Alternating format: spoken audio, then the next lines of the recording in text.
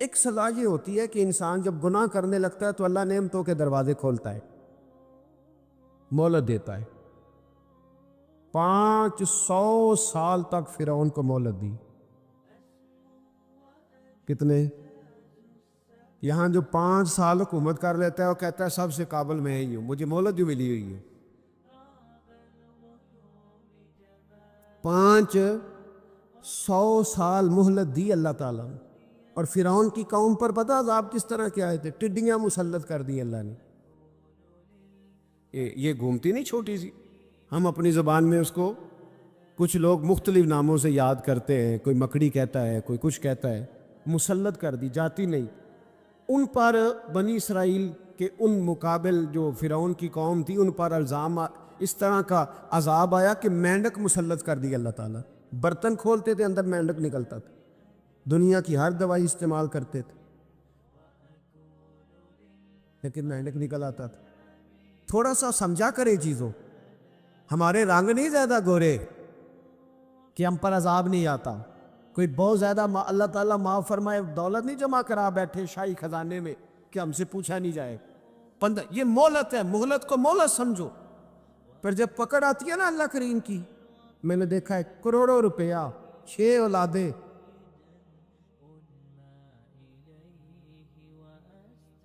ایک شخص کے بچے باہر سے آ رہے تھے، وہ بندہ بیمار تھا، مجھے کہنے لگا حضرت جی دعا کریں میں ان کے آنے سے پہلے پہلے مر جاؤں ورنہ آ کے مجھے مار دیں گے، دعا کریں۔ اتنی بے سکونی، کروڑوں روپیہ پڑا ہے تو یہ عذاب نہیں؟ کوئی ضروری ہے کہ پتھر ہی برسیں گے تو سمجھ آئے گی؟ یہ جو سگا بیٹا بوڑھے باپ کے قریب سے گزر جاتا ہے سلام نہیں لیتا تو اس کو عذاب نہیں سمجھتے؟ یہ معمولی بات ہے؟ نہیں ہمارے رنگ ہو رہے ہیں، ہم بڑے سمارٹ ہیں۔ 1500 سال مہلت دی نوح علیہ السلام کی قوم کو۔ کتنے سال؟ بول کے بتائیے، بول کے دوبارہ بولیے۔ 1500 سال۔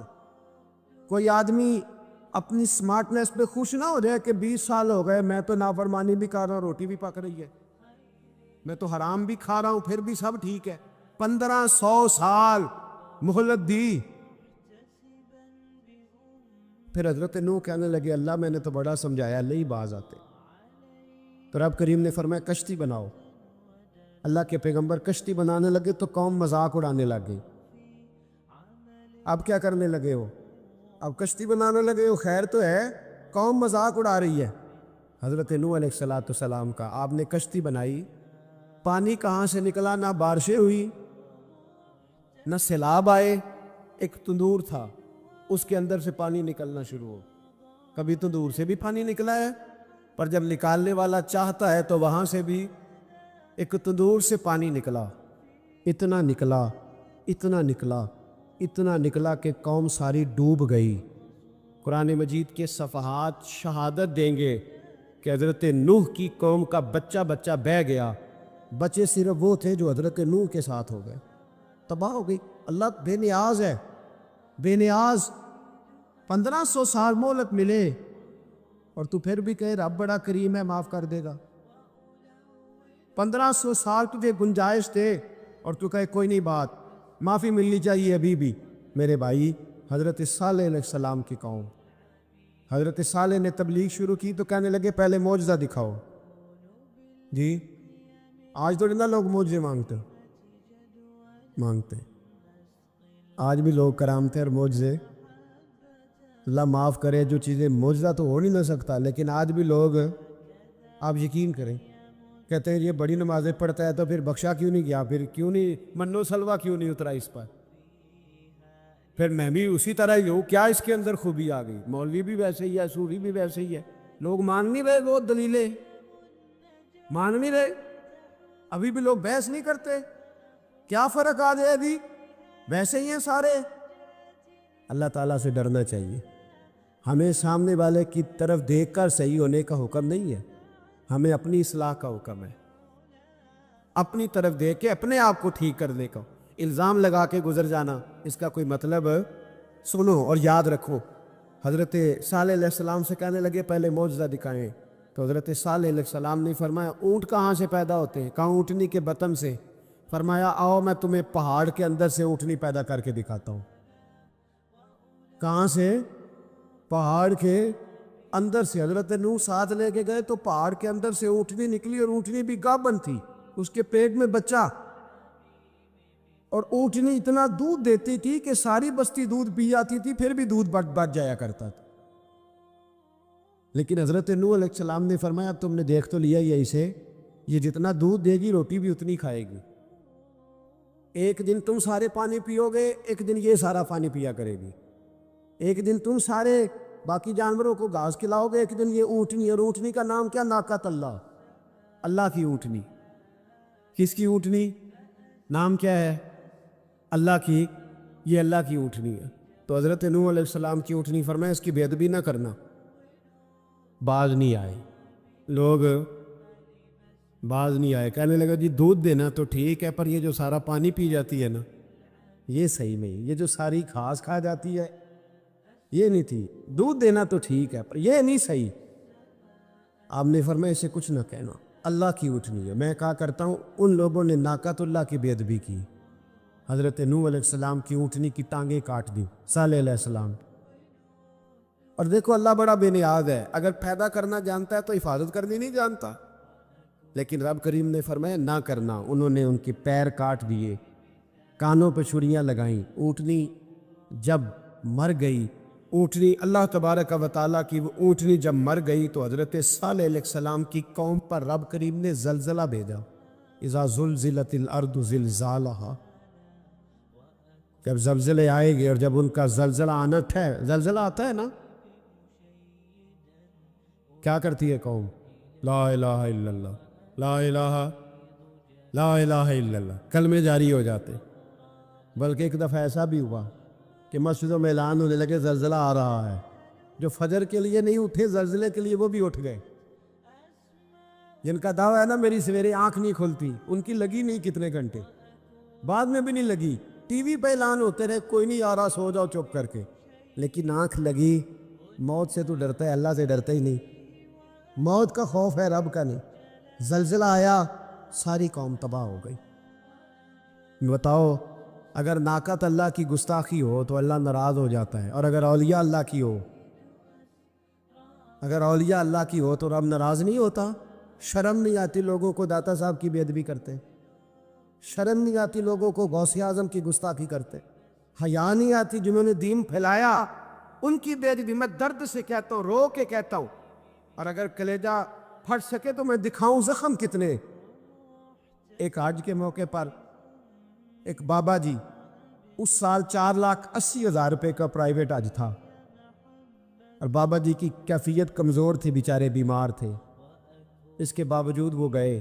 بوڑھے آدمی، جا کے بیٹھیے، بزرگ، اور کتنی مشکل ہے وہاں منا، مزدلفہ، عرفات، طواف زیارت، کتنا مشکل کام ہے طواف زیارت کرنا، طواف وداع کرنا۔ کس کٹھن سے حج کیا، بڑھاپے میں پیسے بھی لگائے، اور جب وہ روضہ رسول پہ گئے صلی اللہ، اور انہوں نے جا کے نبی پاک صلی اللہ علیہ وسلم کے روضے کی طرف منہ کر کے درود شریف پڑھا تو ایک ملا نے اٹھ کے کہہ دیا تو مشرک ہے۔ تو میری روح کانپی، میں نے کہا تجھے شرم نہیں آئی، حیا نہیں آئی؟ اس کی عمر دیکھ، کس بڑھاپے میں کہاں سے چلا کہاں آیا۔ یہ مشرک ہوتا تو کسی مندر میں جاتا، یہ مشرک ہوتا تو کسی گرگے میں جاتا، یہ مشرک نہیں، یہ مومن ہے، اور یہ وہ والا مومن ہے جس کے سینے میں دل جب دھڑکتا ہے تو خالی دھڑکتا نہیں، ساتھ وہ محمد عربی پہ درود و سلام بھی پڑھتا ہے۔ شرم نہیں آتی لوگوں کو؟ اتنی بڑی گستاخی کرتے، جو روضہ رسول پہ آیا مشرک ہے۔ میں نے ایک مولوی کو صاف صاف کہا تھا، میں نے کہا اگر میں مشرک ہوں تو نکالو، مشرک کا داخلہ تو یہاں ویسے ہی منع ہے۔ شرم نہیں آتی؟ اپنی زبان کا ایک پاس کرو کچھ۔ اتنا ظلم، اتنی بڑی فرقہ واریت امت میں، اتنا امت کو تقسیم کرتے ہو، تمہیں شرم نہیں آتی؟ جہاں سے اتحاد کا پیغام دینا چاہیے وہاں سے تم لوگوں کو فرقے کا پیغام دیتے ہو، ایک مقصود فرقے کی تبلیغ کرتے ہو۔ خدا را، تو میں کہہ رہا ہوں ناقۃ اللہ کی بے ادبی پہ عذاب آتا ہے، تو اولیاء اللہ کی بے ادبی پہ نہیں آتا؟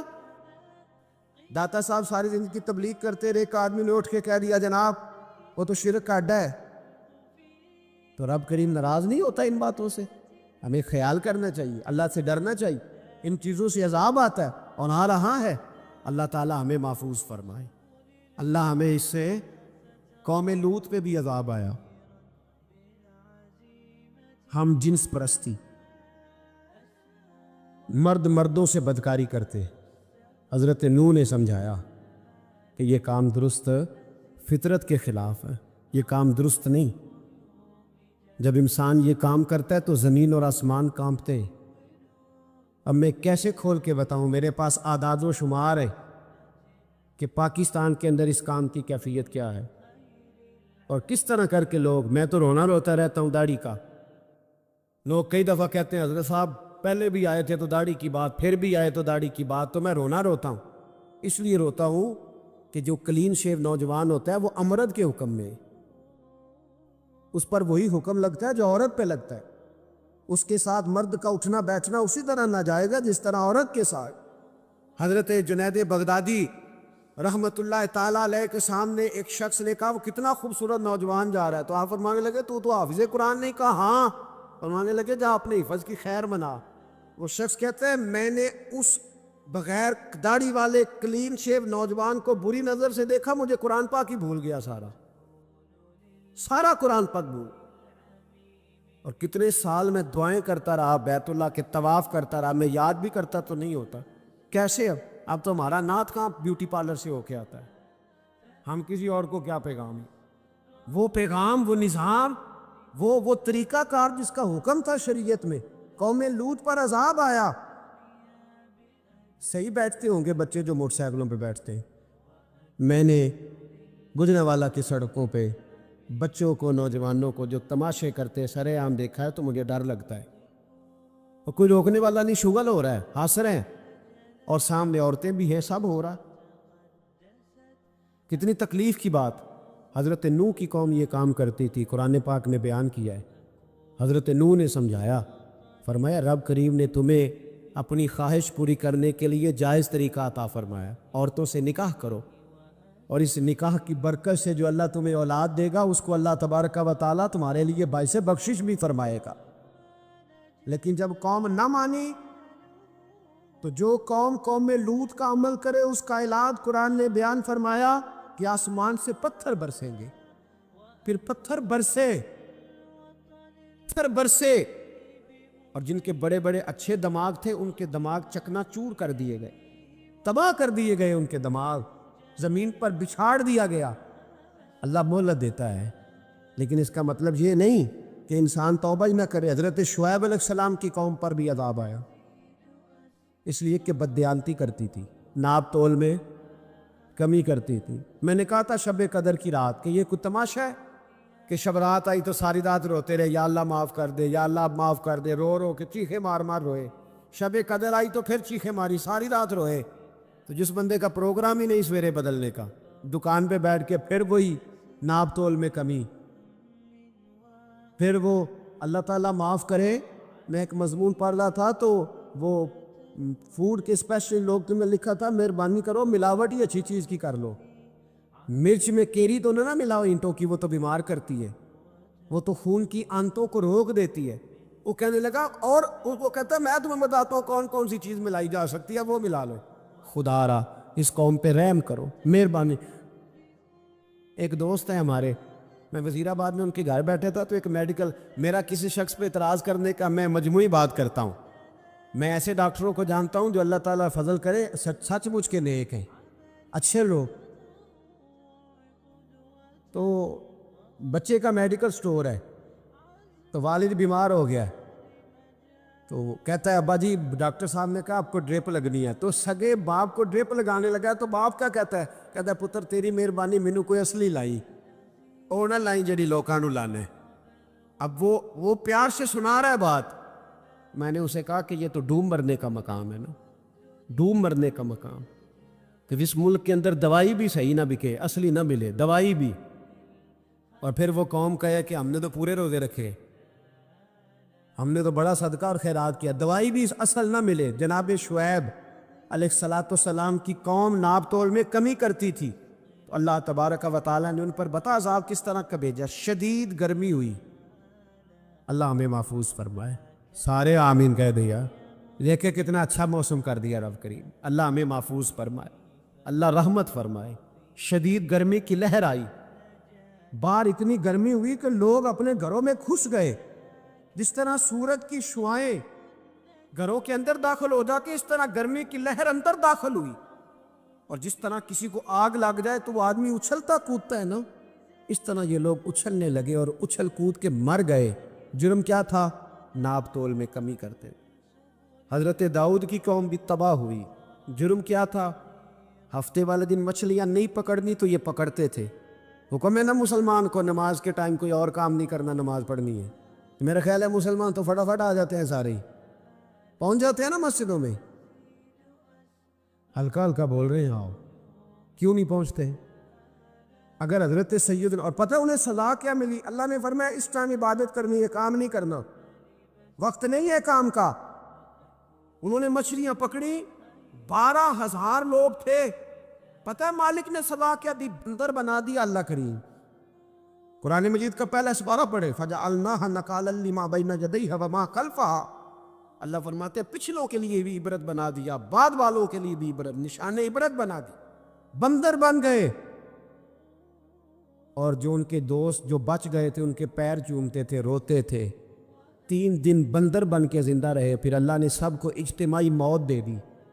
اگر مسلمان سے اللہ کہے کہ نماز کے ٹائم کاروبار نہیں, جمعے کے ٹائم کاروبار ہے, تو مسلمان کہتا ہے نہیں مجھے مہلت ملی ہوئی ہے.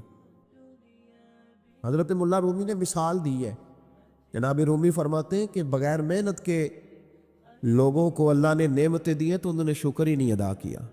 اندھے سے پوچھ آنکھ کی قدر کیا ہے, پوچھ اندھے سے, پوچھ معذور سے کہ ٹانگوں پہ چلنا کتنی بڑی نعمت ہے. کبھی پوچھ اس سے جس کا مکان تو ایک کنال میں ہے پر رونے والا بچہ کوئی بھی نہیں. پوچھ اس سے جس کی جیبیں دولتوں سے بھری ہوئی ہے پر کوئی نہیں کہتا کہ ابا 10 روپے دینا.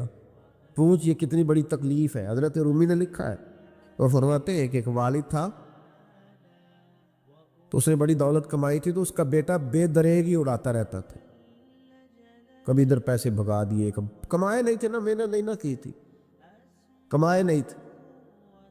والد بڑا سمجھاتا تھا پر سمجھ نہیں آتی تھی. لیکن اس کے ابا کے ذہن میں ایک بات آئی, وہ کہنے لگا بیٹے یار میں کنگال ہو گیا ہوں, اچانک حالات خراب ہو گئے, ایک آنا مجھے چاہیے, دوائی خریدنی ہے, کہیں سے لے کے آؤ. اس نے کہا ابا مسئلہ ہی کوئی نہیں, یار ہی بڑے ہیں, بہت سارے لوگوں کے ساتھ رات میں جاتا ہوں روٹی کھانے ہوٹل میں, کئی ہیں جو میرا انتظار کر رہے ہوتے ہیں, فیس بک والے اور جناب وہ سیلفی والے بڑے سارے ہیں جو کہتے ہیں تیرے بغیر گزارا ہی نہیں. بڑے ہیں جو روز سویرے اٹھ کے پہلے مجھے السلام علیکم کا میسج کرتے ہیں, پھر اس کے بعد کسی اور سے. بڑے ہیں, کوئی مسئلہ ہی نہیں. ایک کے پاس گیا, ایک آنا چاہیے, اس نے دے دیا, لا کے ابا کو دیا. تو ابا گھر کے اندر جو امیر لوگ ہوتے تھے گھر میں کنواں کھدوا لیتے تھے. ابا کنویں کے کنارے بیٹھا تھا, جب بیٹے نے آنا لا کے رکھا تو اس نے پانی میں پھینک دیا. اگلی صبح پھر کہا بیٹے ایک آنے کی ضرورت ہے, دوا خریدنی ہے. اس نے کہا مل جائے گا. وہ 2 4 5 دوست ابھی ہیں بڑے مالدار, ان سے جا کے کہا, ایک سے آنا لایا, ابے نے پھر پھینک دیا, تیسرے دن بھی پھینک دیا, چوتھے دن بھی. یار اب ختم ہو گئے. کچھ آہستہ آہستہ دوستوں کو پتہ چل گیا کہ کنگال ہو گیا ہے, خبر پھیل جاتی ہے نا, اب بھوکا ہو گیا. اب آہستہ آہستہ موبائل بند ہونے لگے, آہستہ آہستہ جو ہے وہ نمبر بلاک ہونے لگا, حالات بگڑ گئے. اب جب اسے پتہ تھا کہ یار تو اب دروازہ کھٹکھٹاتا ہوں تو کہتے ہیں کہ اسے کہہ دو میں گھر نہیں, ابا نے تو آنا مانگنا ہے, اور میں بے دریغ دولت ابا کی اڑاتا رہا ہوں, اب یہ بھی نہیں کہہ سکتا کہ مجھے دیتا کوئی نہیں.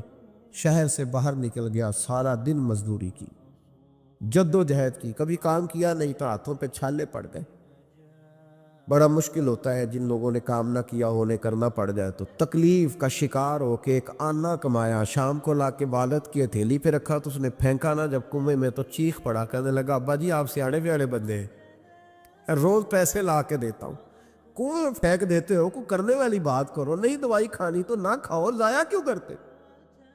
بیٹے کو باپ نے تھپکی دے کے بٹھا لیا. اس نے کہا بیٹا میں نے پہلے دن تو نہیں پھینکا, تو 7واں دن میں روز پھینکتا ہوں, آج تیری چیخیں کیوں نکلی. کہنے لگا ابا پہلے ادھار کے تھے, آج مزدوری کے ہیں. نہیں سمجھ آئی بات. پہلے بولیے, اور آج میری محنت ہے، مزدوری ہے، جد و جہد ہے. تو والد کہنے لگا بیٹے یہی میں تجھے سمجھانا چاہتا تھا، وہ میرے بھی محنت کے ہیں جو تجھ روز یاروں کو کھلا آتا ہے، میں نے بڑی جد و جہد سے جمع کی ہے، میں کنگال نہیں ہوا، صرف تجھے سمجھانا تھا. او بھائی یہ آنکھیں تیری محنت کی نہیں نا، اس لیے تو شکر نہیں ادا کرتا. یہ وجود، یہ ٹانگیں، یہ شعور، یہ تیری جد و جہد کا نہیں. جو عقل کی دولت اللہ نے دی ہے نا، یہ تیری محنت کی نہیں. اگر محنت کی ہوتی تو سجدے میں پڑا رہتا، تو خیال کرتا. اللہ نے آنکھیں دی ہے قرآن دیکھنے کے لیے. جب کوئی کسی گندی چیز کو دیکھتا ہے تو ناشکری کرتا ہے، جب غلط طرف اٹھاتا ہے یہ چیزیں تو ناشکری کرتا ہے. صاحبو یاد رکھنا اور اس پر ضرور غور کرنا کہ جب نعمتوں کا شکر ادا نہ کیا جائے تو پھر ہمیں استغفار کا حکم دیا گیا ہے. پھر کیا کرنا ہے ہم نے؟ استغفار کا، یا اللہ ہم تیری نعمتوں کا شکر ادا نہیں کر سکے تو ہمیں معاف فرما دے، تو ہم سے درگزر فرما، معاف فرما. نقصان ہو جائے تو کہتے ہیں اللہ کی مرضی تھی، اور فائدہ ہو جائے تو کہتے ہیں میں نے محنت ہی بڑی کی تھی، میری جد و جہد بڑی تھی. ایک بچہ ایک دفعہ میرے پاس کہیں انٹرویو کے لیے جا رہا تھا تو دعا کرانے آیا، کہنے لگا میں نے وہاں جانا ہے، دعا کیجیے گا اللہ تعالیٰ کامیابی دے. میں نے دعا کی، کچھ اس کو پڑھنے کو بتایا، لیکن کامیاب نہ ہو سکا، لوٹ آیا. تو میں نے پوچھا کہ کیا بنا؟ کہنے لگا حضرت صاحب بس اللہ کی مرضی تھی، اللہ کی مرضی تھی. پھر ایک دفعہ گیا تو نہ کہا اللہ کی مرضی تھی. تیسری دفعہ گیا کامیاب ہو گیا. تو بھئی اب کیا بنا؟ کہنے لگا جی جب میں داخل ہوا تو اس نے جاتے ہی مجھ سے پوچھا سب سے پہلا سوال یہ کہ تمہیں جنرل نالج کی بھی کچھ معلومات ہیں یا شعبے کے آدمی ہو؟ تو میں نے کہا جناب پوچھیے. تو انہوں نے پاکستان کا حدود اربہ پوچھا تو میں نے فٹافٹ بتا دیا. پھر انہوں نے مجھ سے پوچھا کہ یہ جو مینار پاکستان ہے اس کی تجویز کس شخص نے دی تھی؟ تو میں نے فٹافٹ اس کا بھی نام بتا دیا. پھر شارٹ ہینڈ کے ایک دو سوالات اس نے کیے تو وہ بھی میں نے بتا دیے، تو الحمدللہ کامیاب ہو گیا. میں نے کہا بیٹے جب تو ناکام ہوا تھا تو اللہ کی مرضی تھی، اور کامیاب ہوا ہے تو میں لگا دی. اب اللہ کی مرضی کدھر گئی؟ یہ اتنا بڑا نقص ہے انسانی فطرت کا، اتنی بڑی کمزوری ہے کہ معاذ اللہ تعالی ہم کمزوریاں قدرت کے کھاتے میں ڈال دیتے، اور ناکامیاں قدرت کے کھاتے میں، اور کامیابیاں. کیا تماشا! حالانکہ ہونا یہ چاہیے تھا کہ جہاں انسان کمزور پڑے تو کہے میری غلطی تھی، میری غلطی تھی. صوفیاء یہ سبق دیتے ہیں، اللہ کے بندے یہ پیغام دیتے ہیں کہ جب تو کہیں ناکام ہو جائے تو سمجھ جائے تیری، اور جب تو کامیاب ہو جائے تو سمجھ رہے اللہ راضی ہو گیا تھا، اللہ نے رحمت کر دی، اس نے فضل کیا. تو شکریہ نہ کرنے پر بھی استغفار کرنا چاہیے کہ اللہ تو نے بڑا کچھ دیا تھا پر میں شکر ادا اس پر بھی. ہمارا تو اب یہ حال ہے کہ جو ہمارے پاس چیزیں ہیں وہ ہم کہتے ہیں یہ تو میرا حق تھا، لیکن جو نہیں وہ مجھے فٹافٹ ملنی چاہیے. مطلب اگر میرے پاس صحت ہے تو اس کو میں اپنا حق سمجھ لیتا ہوں کہ یہ تو میرا، یہ چونکہ ٹھیک ہے جی یہ تو صحیح ہے، تندرستی ہے یہ تو ٹھیک ہے، لیکن کار کوئی نہیں، وہ ذرا مل جانی چاہیے. اولاد تو میرے پاس ہے، وہ تو میرا حق تھا، میرا رائٹ تھا، معاذ اللہ وہ تو ہم نے حق بنا لیا. اور میرے پاس بنگلہ کوئی نہیں، وہ مجھے فٹافٹ مل جانا چاہیے. بھئی یہ کس طرح تیرا حق تھا؟ کس حساب سے؟ یعنی جو چیزیں ہیں ان کو سنبھالنے کی فکر نہیں ہے، اور جو نہیں ہے ان کے طلب کی فکر لگی ہوئی ہے. شکر نعمت کو محفوظ کر دیتا ہے، شکر نعمت کو محفوظ کر دیتا ہے، اور ناشکری نعمت کو لَئِن شَكَرْتُمْ لَأَزِيدَنَّكُمْ وَلَئِن كَفَرْتُمْ إِنَّ عَذَابِي لَشَدِيدٌ. اللہ فرماتے شکر کر میں تیری نعمتوں میں اضافہ کر دوں، اور ناشکری کرے گا تو عذاب دوں. شکر نہیں نہ ہوتا، شکر نہیں ہوتا. دیکھیں نا 100 روپے ابا جی نے دیا ایک بچے کو، اور اس کو کہا کہ جا دکان سے کچھ چیز لے آ، تو وہ 100 روپیہ اس نے رستے میں جاتے کہیں پھاڑ دیا یا گوا دیا. تو اب وہ والد سے دوبارہ 100 مانگتا ہے تو والد کہتا ہے کہ پہلے 100 کا تو نے کیا کیا؟ نہیں سمجھ آئی آپ کو میری بات؟ پہلے 100 کا کیا کیا؟ تو وہ کہے گا جی باپ میرا دل کرتا تو میں نے پھاڑ دیا. جوان بچہ ہے، سمجھدار ہے، 12-14 سال کا ہے. میرا دل کیا تو میں نے پھاڑ دیا، ختم ہو گئی بات. تو نیا 100 دے دے گا؟ سبحان اللہ. کتنے خوش ہو کے آپ کہہ رہے ہیں نہیں دے دینا سر.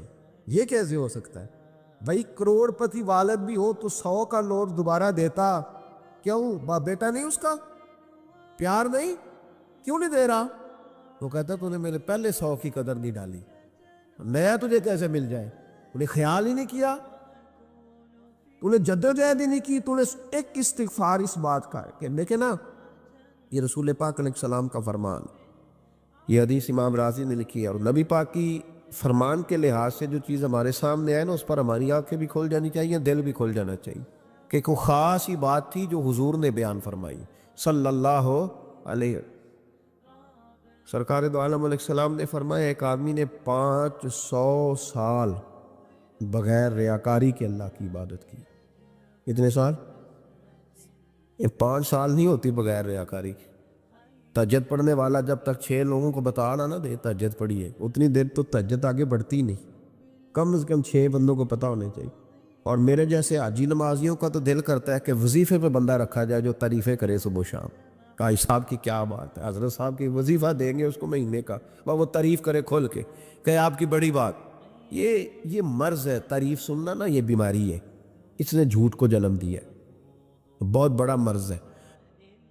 حضرت سعدی نے اس پر بہت بڑے مقالہ جات لکھے اور فرماتے ہیں یہ مرض کچھ لوگوں میں بہت زیادہ ہوتا ہے، ایک امیروں میں، امیر لوگ ناراض نہ ہو جائیں پر انہوں نے کہا ہے تو کوئی حکمت ہوگی نا، امیروں میں تعریف سننے کا مرض بہت زیادہ ہوتا ہے، فرماتے ہیں ایک بادشاہوں میں اور تیسرا عورتوں میں، ان میں یہ بیماری بہت زیادہ ہوتی ہے۔ کوئی تعریف نہ کرے تو خود اپنی کرنی شروع کر دیتے ہیں، خود ہی کہہ دیتے ہیں کہ وہ کیا بات سے میرے ابا جی تے وہ تے 100 حال چلدا سی تے 150 بندہ ٹکر کر، ابا جی دی چھڑ تو دس تیرے کنے چل دین، تیرے کو کنے بندے روٹی کھاندے، اپنی بات کرنا۔ اقبال کہتا ہے تھے تو وہ آباد تمہارے ہی مگر تم کیا ہو، ہاتھ پہ ہاتھ دھرے منتظر فردا، ابا جی کی دادا جی کے چھوڑ اپنی کر، ہمیں تو تیرا پتہ ہے تو اپنی بات کر، تیرے اندر بھی کوئی چیز ہے کہ نہیں، ابا دادا تو سب کے بڑے ہیں، حضرت آدم کی اولاد ہے تو حضرت آدم نبی تھے، تو باپ دادا تو سب کے بڑے بڑے ہی ہیں، بات یہ ہے کہ اپنی بات کرنی چاہیے نا۔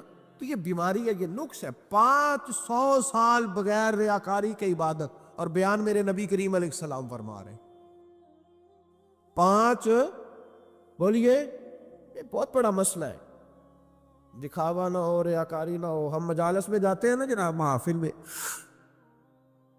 تو لسٹ ملتی ہے، یہ چوہدری صاحب نے صدارت ہے، انہوں نے خصوصی تعاون کیا ہے، تو یہ فلانے صاحب ہے تو ان کا بھی نام لینا ہے، تو میں کبھی کبھی کہہ دیتا ہوں کہ یار آپ نے تو کہا تھا یہ نبی پاک کی تعریف کی محفل ہے، اور یہ آپ نے لسٹ لگا دی ہے پوری تعریف کرنے والوں کی۔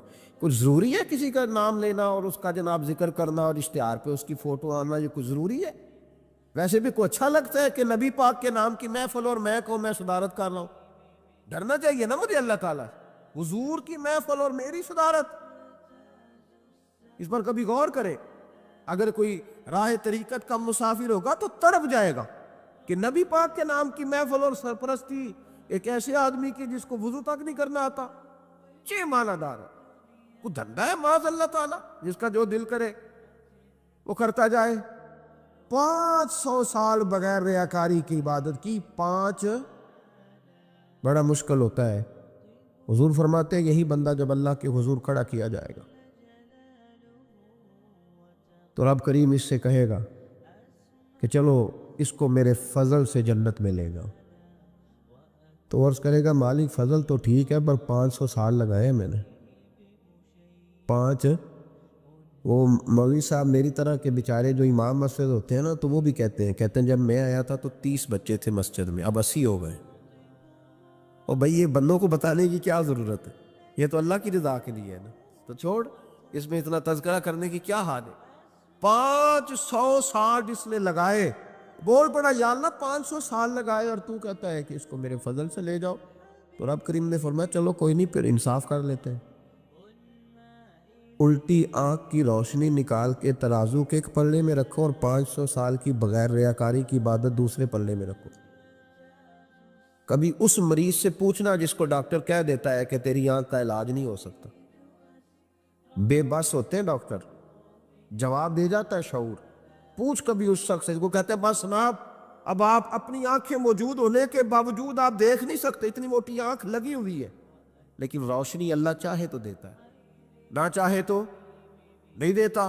5 ایک آنکھ کی روشنی ایک پلڑے میں رکھ لو اور دوسرے میں 500 سال کی عبادت رکھ دی، اللہ اکبر۔ تو رب کریم نے فرمایا اب تولو، جب تولی تو وہ عبادت تھوڑی تھی اور ایک نعمت زیادہ تھی۔